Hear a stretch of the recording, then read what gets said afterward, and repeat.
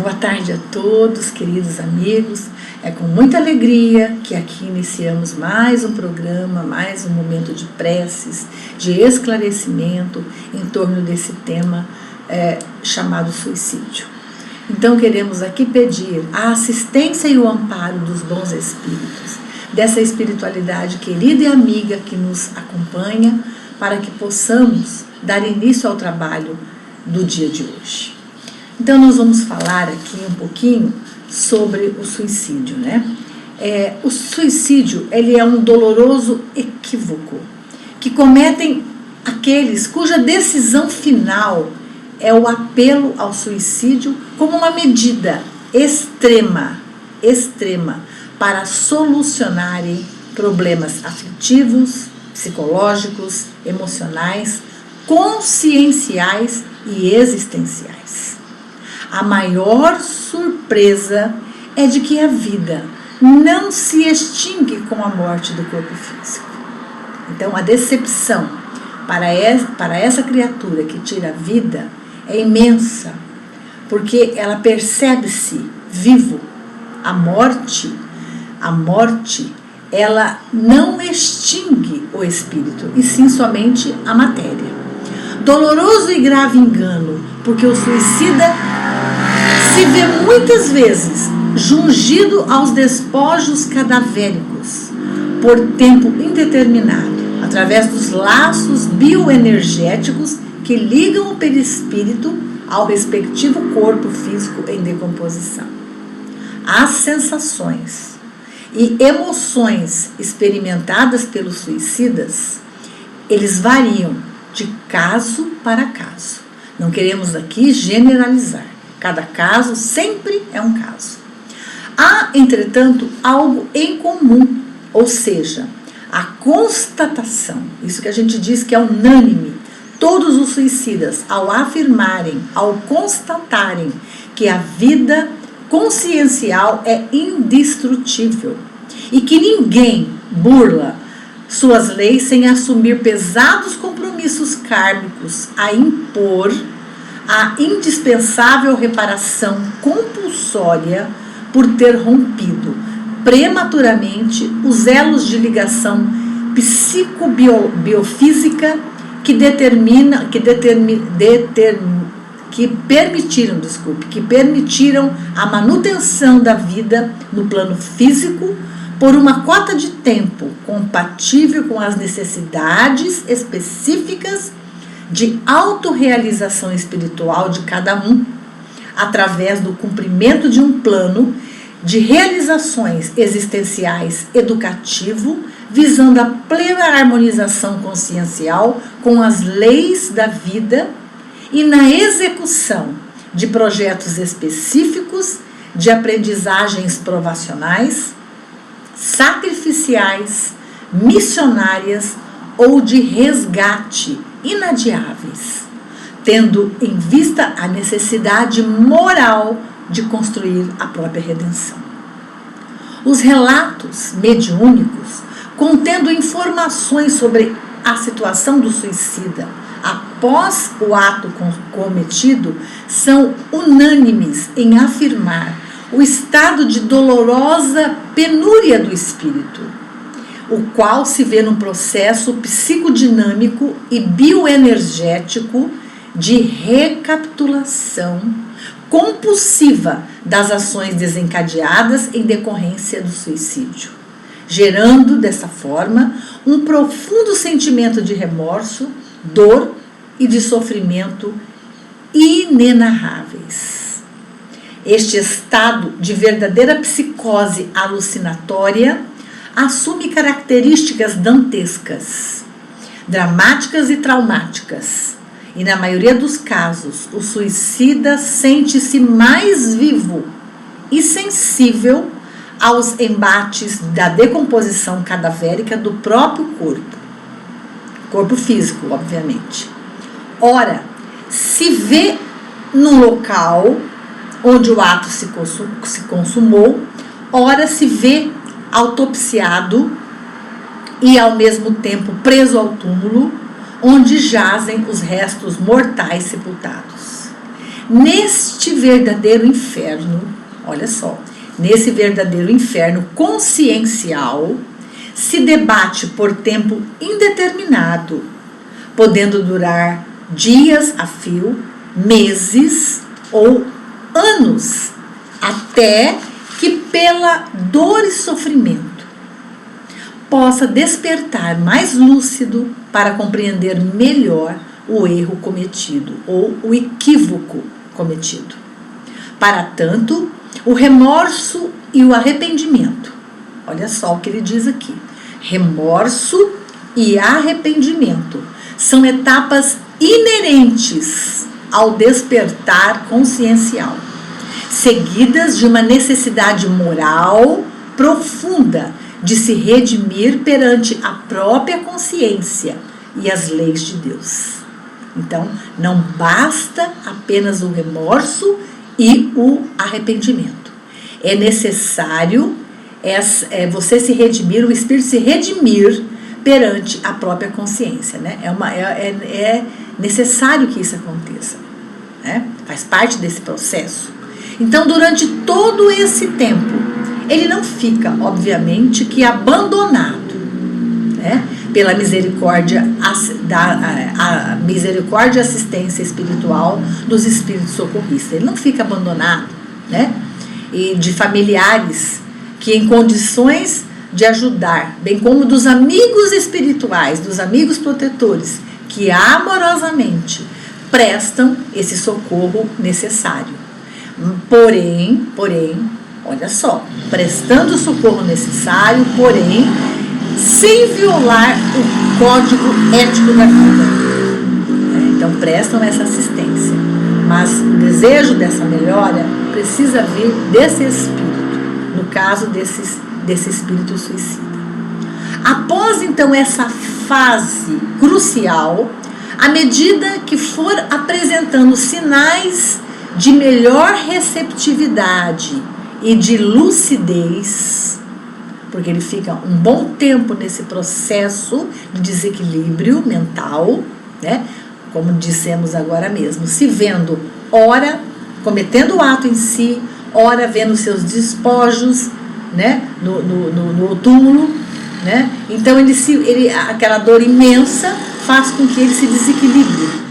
Então, à medida em que essa fase do desequilíbrio passe e comece a melhorar a receptividade, a lucidez, né? Ele é submetido a um complexo tratamento magnético espiritual específico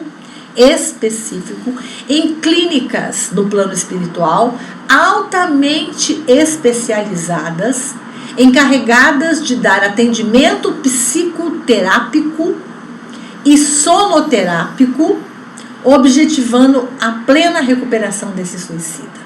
Então, esses trabalhadores amorosos, esses espíritos socorristas, amigos espirituais, né? Eles fazem esse trabalho de recuperação através desses tratamentos de sonoterapia, de psicoterápicos, para que essa criatura, esse espírito, vamos assim dizer, ele vá se recuperando pouco a pouco.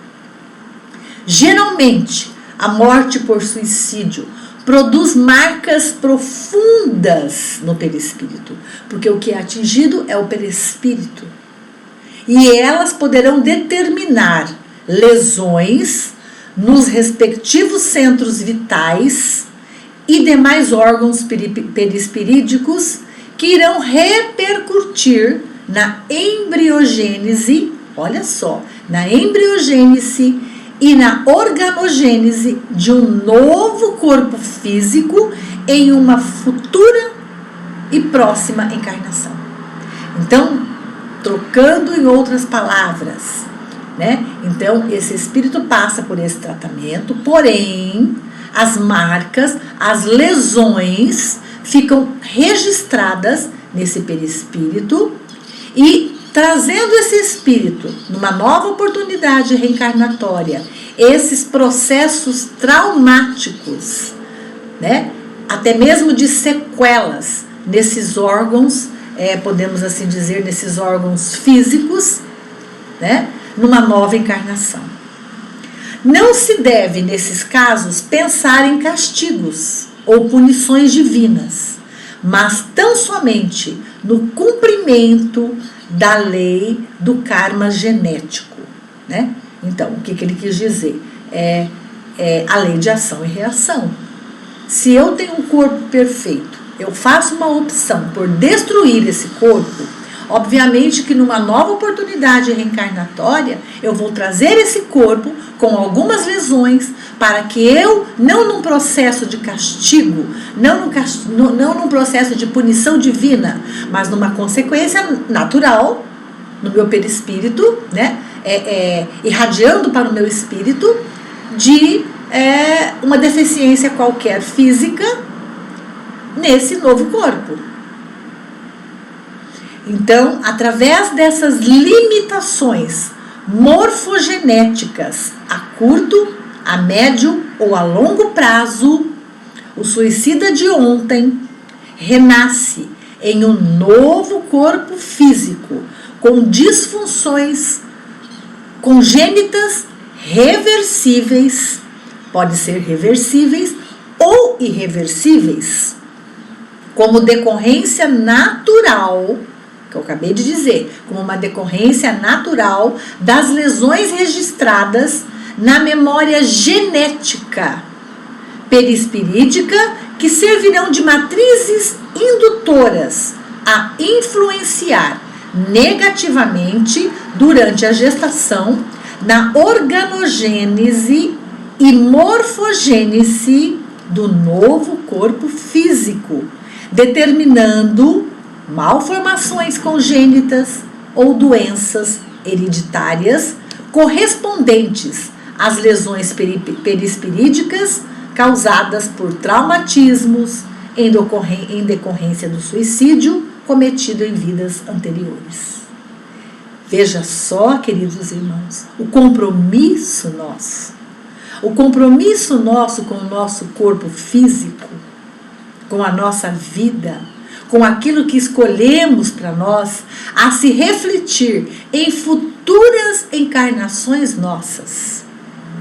A título de esclarecimento, há também casos de suicídios indiretos, no qual a pessoa não tem a deliberação plena de cometer o suicídio, propriamente dito, mas pelo tipo de vida que leva, sem maiores compromissos com a saúde física e mental, expondo-se a situações de risco por imprudência ou praticando excessos de toda a natureza, poderá morrer prematuramente, sendo, portanto, considerado também um caso de suicídio indireto. Que nós, no decorrer dos nossos estudos, nós também vamos falar sobre suicídio indireto. Mas o que nos traz hoje essa mensagem, ela é clara, ela é objetiva, trazendo, vamos dizer, essa conclusão para nós, de que temos compromissos com o nosso corpo.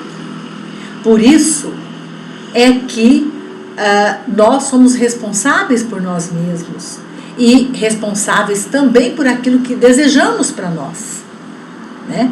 Então, aquele que sai da vida através das portas do suicídio terá, com toda certeza, encarnações futuras muito mais difíceis do que aquela que ele estava enfrentando naquele momento, porque ainda vai trazer o seu corpo físico com deformações, com sequelas, né? Que ele diz ali, reversíveis ou irreversíveis, com doenças graves, muitas vezes, né? Então, numa lei de ação e de reação, né? Então, queridos irmãos, nós queremos aqui deixar essa mensagem a todos aqueles que conosco estão participando deste momento, né? Pedindo a essa espiritualidade amiga, pedindo a todos os nossos irmãos de ideal espírita, para que possamos juntos esclarecer, vamos dizer assim, juntos podermos trabalhar esse tema, tratando de esclarecer os nossos irmãos que é melhor, que vale a pena viver. Tá? Então vamos à prece aos suicidas. Numa instrução preliminar, o nosso querido irmão Allan Kardec nos traz a seguinte introdução, quando ele fala do suicida. Ele diz que o homem jamais tem o direito de dispor de sua própria vida, porque cabe somente a Deus tirá-lo do cativeiro terreno quando julga oportuno. Todavia, a justiça divina pode suavizar os seus rigores em virtude das circunstâncias, mas reserva toda a sua severidade para aquele que quis subtrair-se às provas da vida antes de cumprir a sua condenação, e que quando é recapturado é tratado severamente. Assim acontece com o suicida que acredita escapar às misérias presentes e mergulha em infelicidades maiores. Prece. Sabemos, Senhor meu Deus, o destino reservado àqueles que violam as vossas leis ao encurtar voluntariamente seus dias. Mas sabemos também que a vossa misericórdia é infinita. Dignai-vos estendê-la sobre todos os espíritos suicidas. Que possam nossas preces e a vossa piedade suavizar a amargura dos sofrimentos que suporta por não terem tido a coragem de esperar o fim de suas provas. Bons espíritos, cuja missão é ajudar a esses irmãos infelizes, tomai-os sobre a vossa proteção. Inspirai-lhe o arrependimento por sua falta, e que vossa assistência lhe dê a força para suportar, com mais resignação, as novas provas que terá que passar para repará-las. Afastai deles os maus espíritos, que poderiam levá-lo novamente para o mal e prolongar seus sofrimentos, fazendo-os perder o fruto de suas futuras provas. Vós, cuja infelicidade é o motivo das nossas preces, que possa nossa compaixão suavizar a amargura e fazer nascer em vós a esperança de um futuro melhor. Esse futuro está em vossas próprias mãos. Confiai-vos à bondade de Deus, cujos braços estão sempre abertos a todos os arrependimentos e só permanecem fechados aos corações endurecidos. Querido Mestre, espiritualidade amiga, trabalhadores amorosos, corrente do bem, aqui estamos nós, pedindo, rogando em benefício desses nossos irmãos sofredores, que possa a misericórdia do Pai envolvê-los a todos eles, dando a eles o consolo, o alívio das suas dores. E assim, Senhor Jesus, pedimos em benefício de todos aqueles que trazem também esse desejo de sair da vida através das portas do suicídio. Pai, glorioso seja o teu nome, que possamos ser merecedores do vosso reino, que seja feita a tua vontade, Senhor, e que sejam sempre observadas as vossas leis. Não nos deixeis faltar o pão nosso de cada dia. Perdoai as nossas dívidas e as nossas ofensas, assim como devemos perdoar a quem nos deve e a quem nos ofende. Não nos deixeis cair diante das provas e dos obstáculos. Ajude-nos, Senhor, a superar os nossos vícios, as nossas más tendências, as más influências e as obsessões. Proteja-nos de todo o mal, hoje e sempre. Que assim seja. Graças a Deus. Muito obrigada, Senhor, por mais esse momento.